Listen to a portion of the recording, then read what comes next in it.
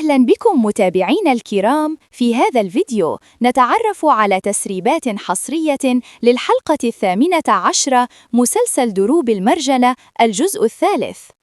قبل البدء لا تنسى الاشتراك في القناة والإعجاب بالفيديو.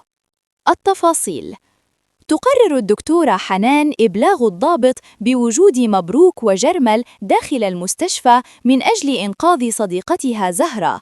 يتحرك الضابط برفقة حنان وقمر وجراح للقبض عليهما، لكن المفاجأة تحدث عندما يكتشفون أن الطبيب المسؤول قام بنقل مبروك وجرمل مسبقاً ووضع أشخاصاً آخرين مكانهما، مما يضع حنان في موقف محرج أمام الضابط وزهرة.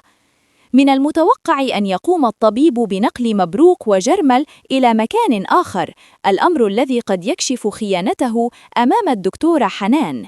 كما يصل المشاهير نعمان وبنيان للإعلان عن افتتاح المنتجع، ويستغل فزاع هذا الحدث ليأمر عصابته بالقبض عليهما. تهديد فزاع: يخبر مساعد فزاع بوصول نعمان وزوجته إلى منتجع شاهين، فيستغل فزاع الفرصة ويأمر رجاله بالقبض عليهما من أجل الضغط على شاهين وإجباره على تسليم نفسه.